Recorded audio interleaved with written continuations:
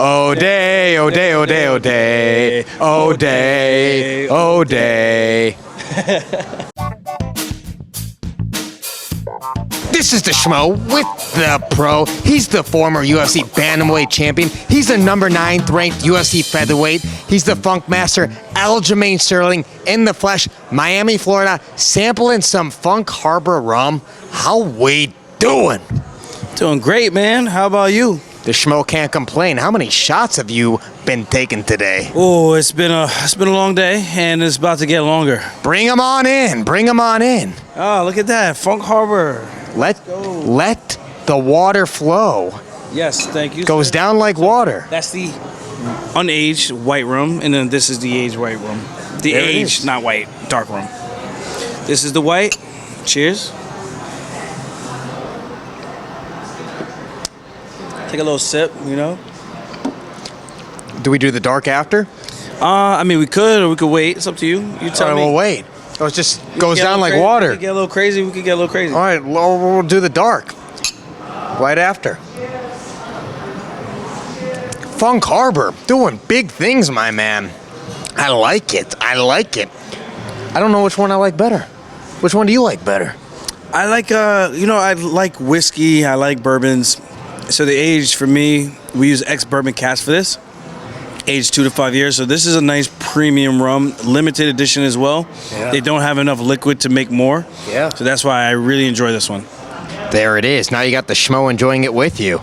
Yes. Hopefully, you got a DD tonight, or are we just doing Ubers? All right. Uber everywhere. Uber everywhere. All the time. He's a responsible guy. Of course. I care about the people in these streets.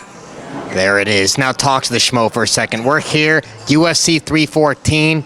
Got a lot of great fights on the fight card. We know you got your podcast. You're always making predictions, but we got to ask you this. Bryce Mitchell against Gene Silva. You trained with Bryce Mitchell. Bryce Mitchell is plus money. He's the underdog. He's handled a lot of adversity. He's handled the barking from Gene Silva. He's handled all the different things in line.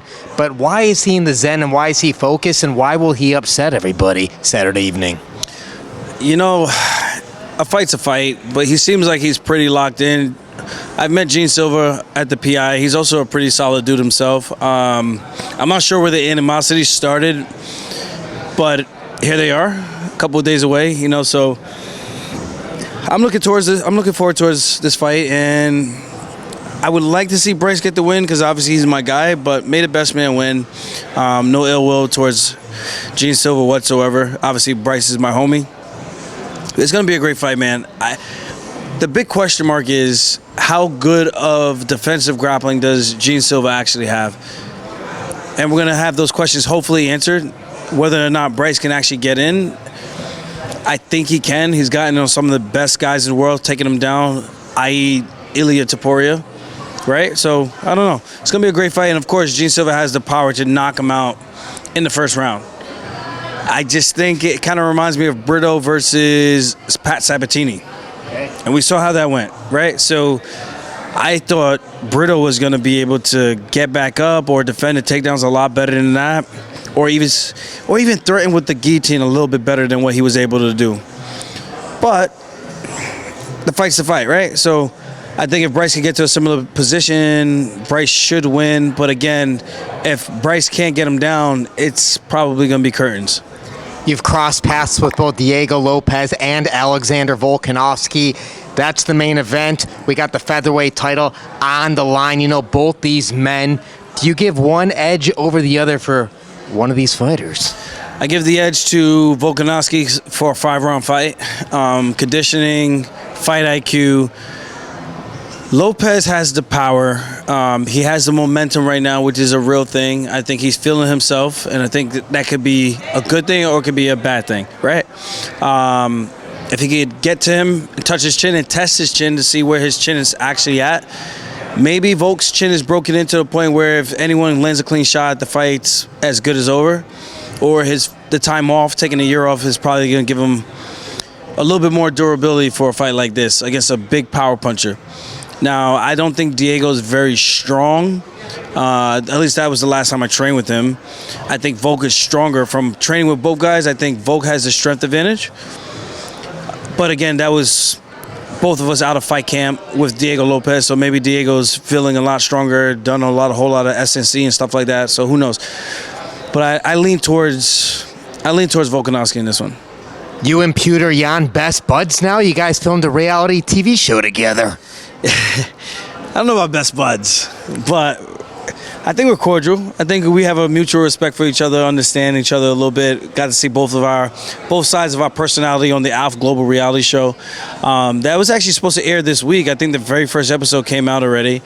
I actually can't wait to watch it because it was just insanity. But Petr Yan every day, shadow boxing with me, fighting with me in the house. I'm just like, yo, bro, can we just come here and just chill? Can I just pat you on the shoulder like, what up, man, and just relax? Do you have to kick my calf every time you see me? But good times, man. Good times. Was there a turning point when you realized that you two actually have a lot more in common than don't have in common? Definitely a turning point, despite the language barrier, but I think he's a solid dude. I don't know if I could be like really good homies with him, but obviously because of my relationship with Merab, I think it would just be weird. But I respect the hell out of him. Merab respects him too. Everything he was able to accomplish in the sport. At the end of the day, we're all fighters trying to chase the same dream, right? So there's definitely that mutual respect. But the whole politics thing, I try to stay out of it. That's not... When it comes to country beef, I don't want to get involved with that. Death and killing, war, all that stuff is never good. But with that said, I think Yan is a pretty solid dude. It's good to hear. That's what this sport does. It brings people together, and so does quality Funk Harbor rum. It does. That is correct. Let's end this thing so we can drink it. Final message for all the Funk Master fans out there worldwide. If you want to get some Funk Harbor rum, go to funkharborspirits.com to get it online. Buy 2 bottles or more for free shipping. Guys, shipping is $9. Do not just buy 1 bottle. It doesn't make any sense. Get 2. Get 2. And hopefully stay tuned. I'm hoping the UFC gives me the call for June 7th to get on the card with Merab and hopefully Dennis Bazookia. Opponent I don't know. Couple of names in mind. And hopefully it's Arnold Allen, but I'm hearing that he might not be back till late this summer. I don't want to fight him when he's not the full version of himself anyway, right? So hopefully he gets that taken care of, get healed up. I don't know what the injury is, but hopefully he gets taken care of and gets back on his feet. If you're not fighting, you're really not making money unless you have some good sponsorship. So hopefully he could get back in there sooner rather than later at 100%. And I would just like to share the octagon with him because the guy is a beast, man. He brings it. And it's a scary fight. It's one of those fights where it's like, yo, this guy could leave you face down, ass up. It's not a great feeling, so to get in there with a guy like that, mix it up, get the win, it would be an honor to share the cage with him. There it is. We'd love to see it. He's the pro. I'm the schmo. Miami, Florida. If not, Brian Ortega. Respect. Ortega. T-City. We're out.